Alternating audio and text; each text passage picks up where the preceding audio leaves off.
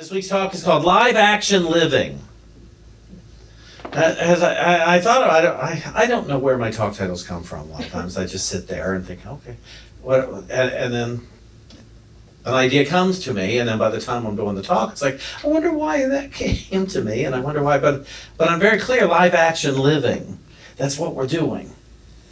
Otherwise, we're just sitting and observing. Otherwise, we're just watching a movie. And if you could ever find it, you probably could find it on YouTube. A gentleman named Spencer Day wrote a song called The Movie of Your Life. And years ago, I was going to have him sing here, and then he moved to San Francisco, and it never happened. But I loved it. I lit his nightclub act a lot of years ago. But this song, it's called The Movie of Your Life. Go out of your way to listen to it. The question in the song is, did you enjoy the movie of your life? What would you do over again? But think about your life, because so many people, they observe their life as if they're not in it. And then they feel the pain of it like they're at the movie theater watching somebody in pain up there, but they don't quite connect. But live action living means you're present in the living of your life, which I know is obvious, but nevertheless to think about it and say, oh, I'm not just an observer, I'm a participant. And what is my life? Now, there are some teachings that will tell you this earth and all this physicality isn't real. Nevertheless, whether it's real or not, it feels real. And as far as I can tell, I have choices in what to think, what to say, and what to do in this life. And so as long as I feel that it's as real as it is, I'm going to go with it. And seek to be an active participant in it. When I get into my car to drive, I do believe I am driving the car. It's not being driven for me. When I go into my house, I believe it's me going into my house. I don't think there's somebody that looks like me is going into my house.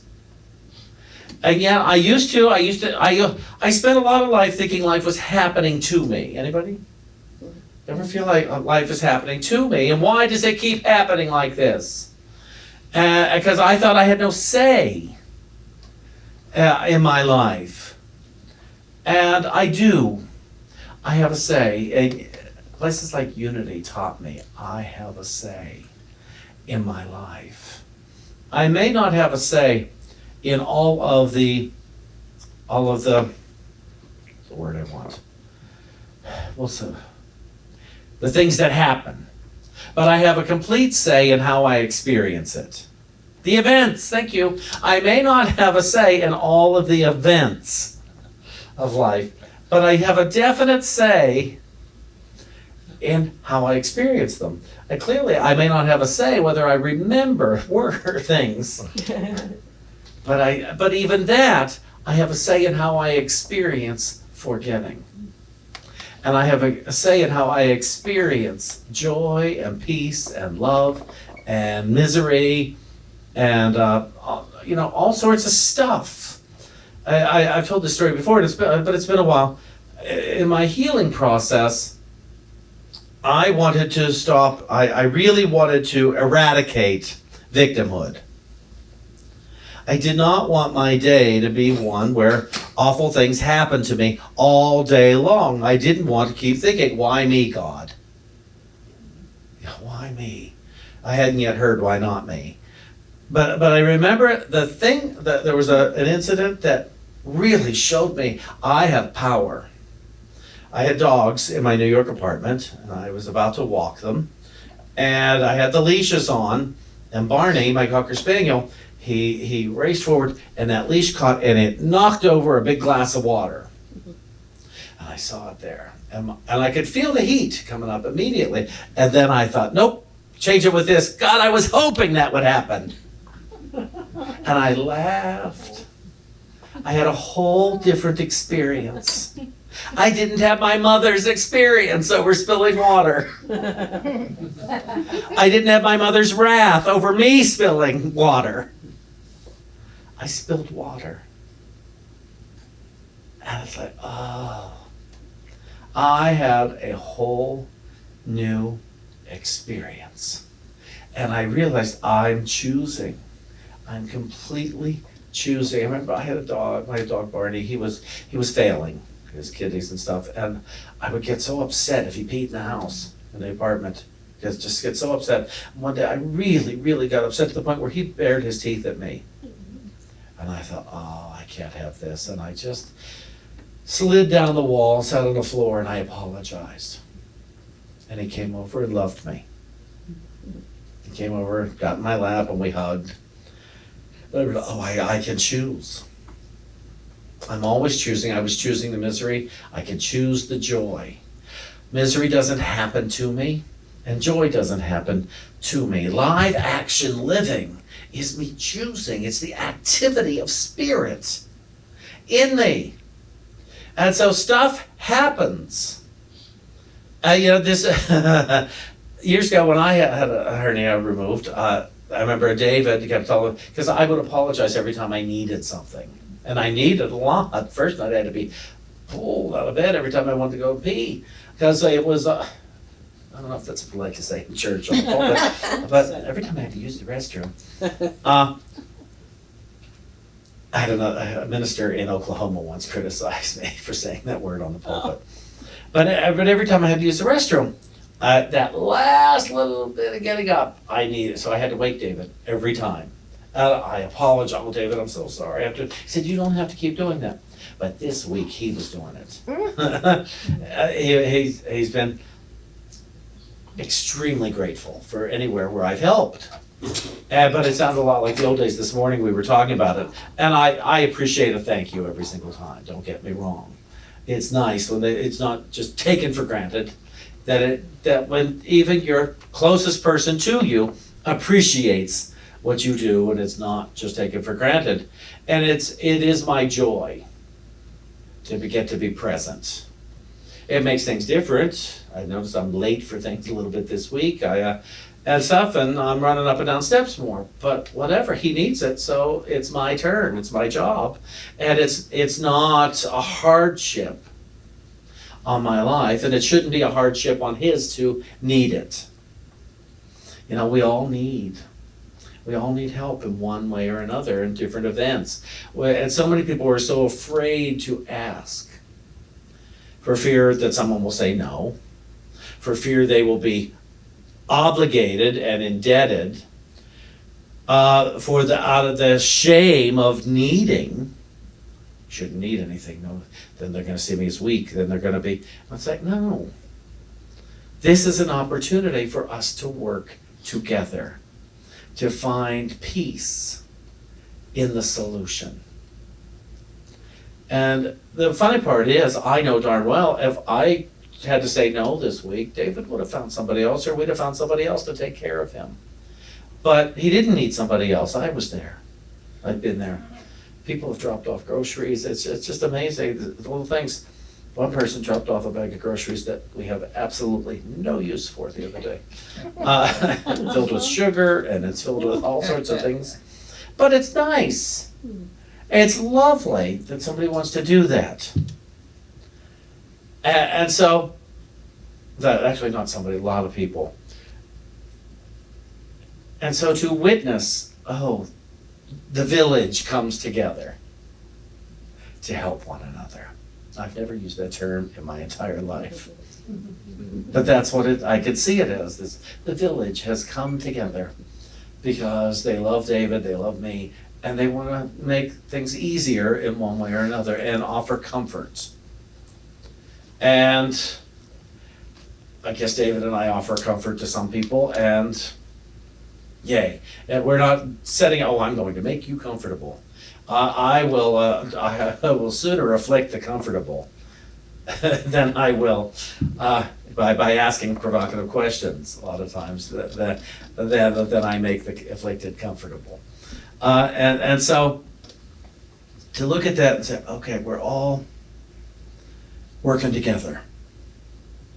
And I used to think the common goal was either to make money, to maintain our home, to get approval, as a kid, to get a new bicycle, to get something I thought I didn't have. Because the one thing I didn't understand that I both had and didn't have is the activity of God present in my life. What I had and didn't have was the awareness that God is my source and that I could prove that source true at any moment. I think it's obvious. I had it, but I didn't know I had it. And as long as I didn't know I had it, I made things harder. Anybody?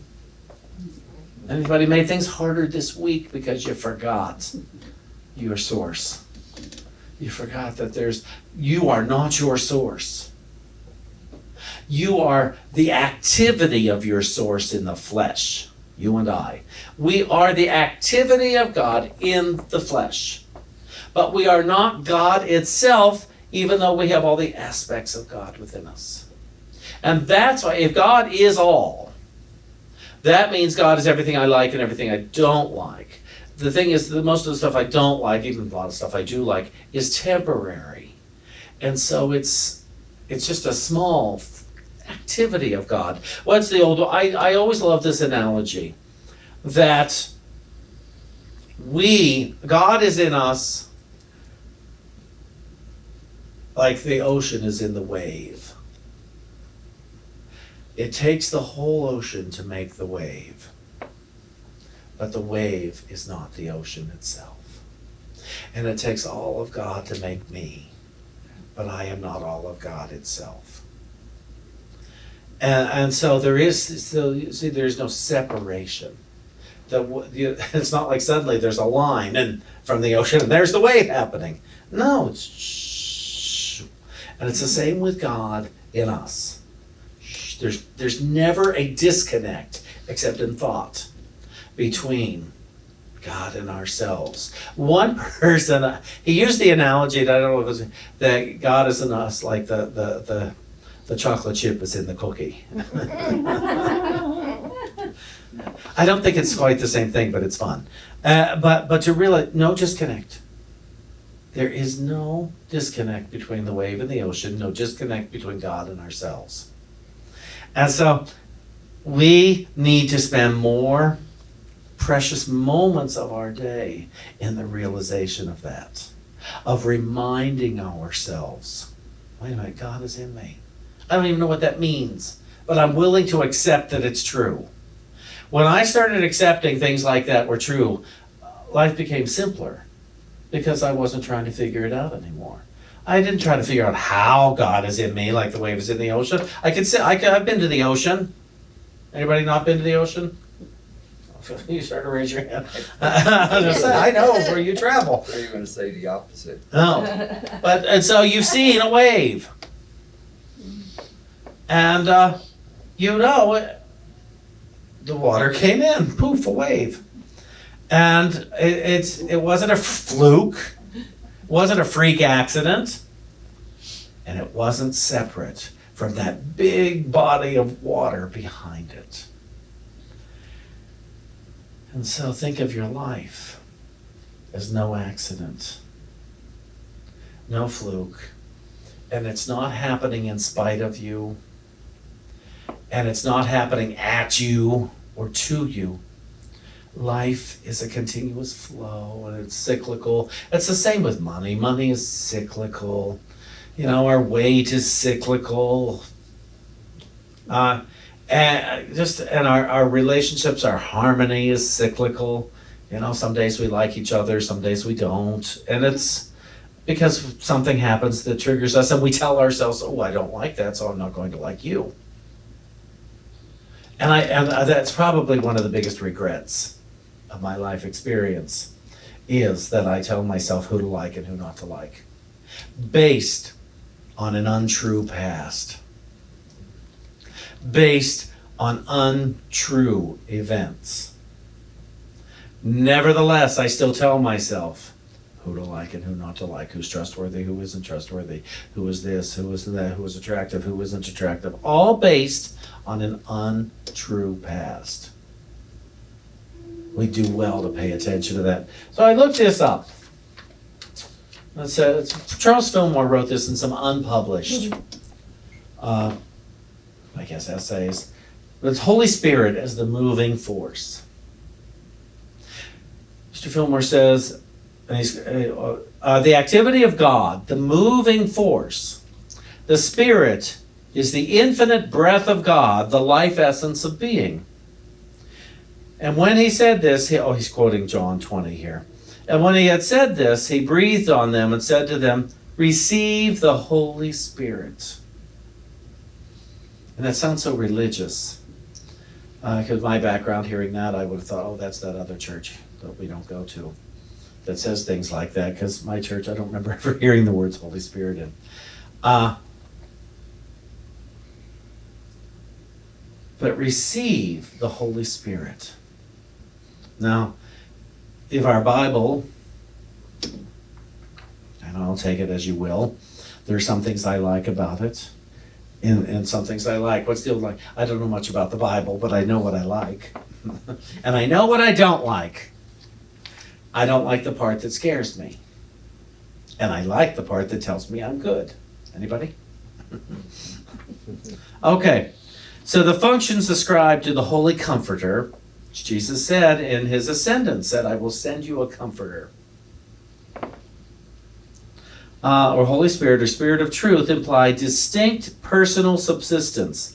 He is said to speak, search, select, reveal, reprove, testify, lead, comfort, distribute to every man, know the deep things of God, and he can be known by man only through his spiritual nature. Now that quote comes from Fillmore's book, The Mysteries of John. I agree with this. I've never read this before today, but it is what I preach about Holy Spirit. From what I was taught of Spirit a few years ago, just a few years ago, before was when I really latched on to Holy Spirit as a guide and as a friend. And that's why I do the retreats, the what is Spirit, or Spirit tell me what to think retreats. And it's why I do a daily conversation with Holy Spirit. I get answers. I don't get answers at all. I mean, that doesn't make any sense. I get answers, but I have to pay attention to the questions I ask. Spirit doesn't tell me about things of the earth, really. It doesn't tell me how to get a job. It doesn't tell me how to get more cash. It doesn't do that kind of stuff. It helps me with my thinking. It guides me in letting me know what I've been thinking and what I could be thinking. Now, in our first class Wednesday night this past week with the Power of Now, and the second half is Conversations with Spirit, writing. And somebody new came to the class, somebody from New York, and she pointed out something that is so important to recognize. Because I explained to her what to do. I said, well, we asked, the question I gave the class the other night was, Spirit, tell me what to think about my thinking. Or tell me about my thinking. And I said, if you want to ask other questions beyond that, go on. Well, and then we share what we've written. Well, one person, she listed a litany of questions. And I said, well, you've asked all these questions, but you didn't give Spirit any chance to answer. So what good are your questions if you're not listening? It's because, you see, this process of working with what I call Holy Spirit, which is the highest voice within us, is about communion, a conscious communion with Spirit, a conscious communion with it. It's not an intellectual process. It is a spiritual process for me to come to terms with my spirit self rather than my human self. It is also a process of forgiving the mistakes within my human self. But this relationship with Spirit, and so many people are talking to and at God, to and at Spirit, but they're really not interested in what the information they seek is. They're so busy talking. It's like, early on, I would catch myself every now and then. I'd say, Spirit, tell me what to think about the Bible, and tell me to think this. That's the underlying sneaky part. And tell me what to think about Millie, and tell me to think this. And that's and that's my insanity. I'm still trying to control it all because I still think I'm my own source. And I need to let that go. And day by day, thought by thought, conversation by conversation, I transform it. Because otherwise, I'm just talking to myself. And that's why the power of now is so great. Because as soon as I start thinking about yesterday, I've left the now. And unless I'm proficient enough at this practice to realize if I'm thinking about tomorrow, unless I know right now I'm making a plan for tomorrow, but if I'm projecting how I'm going to feel tomorrow, I'm not in the now. Now, this can be tough if you're planning a vacation. You're planning a trip. Oh, and then we're going to go to Niagara Falls. And the reason I'm excited about that is because I imagine when I get to Niagara Falls, I'm going to feel this way. When I get to Dollywood, I'm going to feel this way. When I get to Uncle Joe's, I'm going to feel this way. When I get to wherever, and I've left the now. If right now I'm imagining being at Niagara Falls, and I go ahead and have the experience right now of what I imagine the falls to be, then I'm great. So that way when I come out of that fantasy, we'll say, I know that happened right now. I don't know how I'll feel when I drive to Niagara Falls or wherever, you get my point, or Ohio, when I go beyond. When I get to the beyond, I don't know how I'm going to feel. And so it could be wonderful. It could be horrible. And whatever. But right now, I need to know I'm calling these feelings up now, not then. Otherwise, I have left the now, and I'm nowhere. He goes on to say, we have potentially, oh, wait a minute. He says, the Spirit of God moves upon the love of God, and the love of God is Holy Spirit. And that's why I say, when I have these conversations with Holy Spirit, I feel totally loved. I feel totally seen, because this voice that writes to me on the paper speaks in a voice that I can understand. And I trust that if anybody else who practices this Spirit will speak to them in a way that they can understand. And I always like to remind people, when you do this, if Spirit is scolding you, shaming you, that's not Spirit, that's your ego. That's your ego coming right up. That's yesterday. That's your parents' God. That's somebody else's God coming to talk to you. And it's not true. Because it's called the Comforter, for Pete's sake. It's not called the Discomforter. The Uncomforter. It's called the Comforter. Spirit, the voice for God.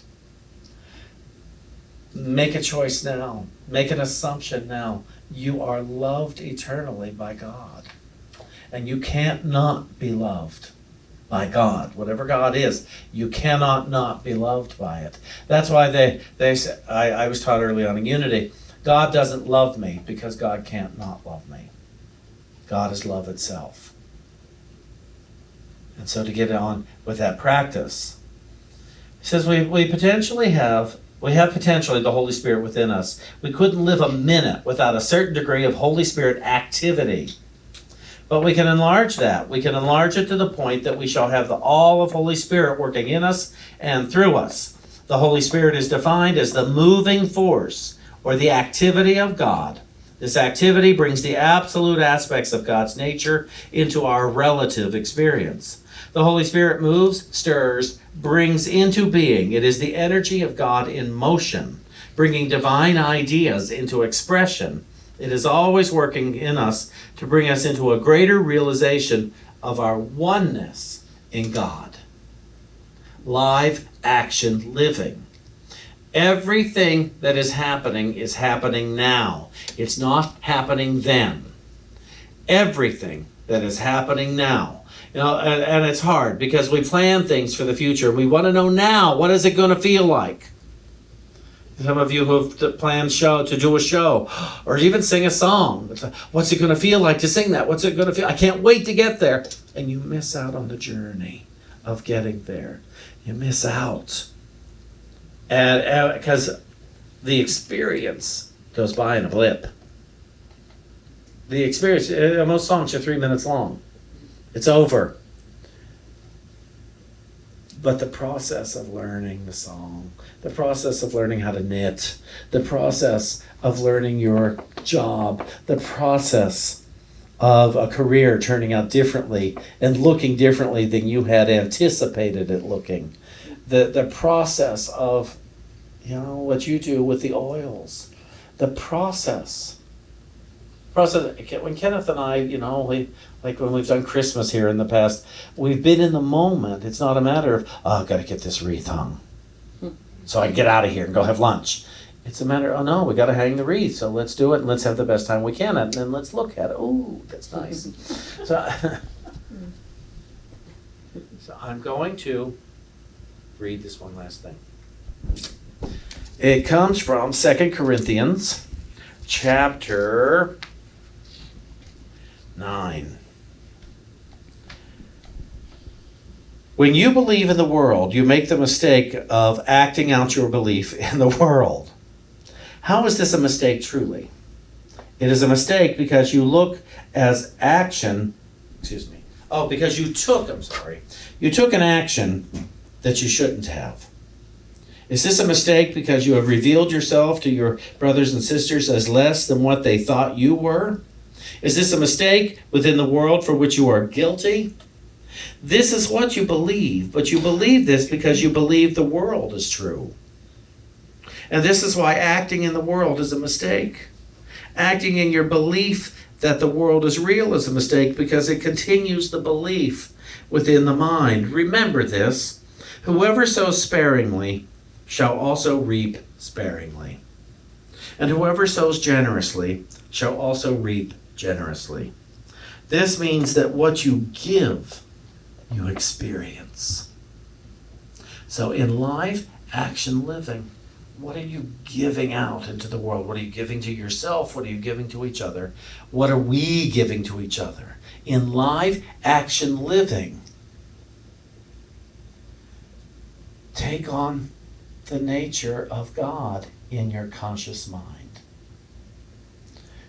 What is God's nature in this? And what is God's nature in this? And all you have to do is go within and ask, and it will be revealed like that. And you'll say, oh, I wish I hadn't asked. Some days. Oh, man, I wish I hadn't asked. I could have saved a lot more money or spent it elsewhere if I hadn't asked. And I could have done this, and I could have done, and then you realize, oh, I'm so glad I asked. Because now I'm acting in reality. Now I'm reacting in my true divine nature. Kenneth started the first song with, now that I have begun, I want more than I have. Well, why wouldn't we? And what am I going to do? I'm going to try anyway. Even if I didn't succeed this first time, I'm going to try anyway. And he's leading up to this next song and the realization that I want the bigness that is God, the bigness that is me. I want the life that is, and the experience of it rather than the story of it. Do you understand the difference? I want the experience of life in action instead of the story of life in action. When we leave here today, we're going to go out, we're going to have a bunch of experiences. Put the story down and be. We are livers. That doesn't sound right. Okay. We're the livers of life. We're the experiencers. That's hysterical. Oh, Oh, God is good. I was hoping I'd say that. And so to realize, we are the experiencers of life. We are God's beloved children of the divine source. We're not watching a movie. We're not even the stars of the movie. We are co-creators amongst each other, creating a divine experience. Let's listen to Kenneth.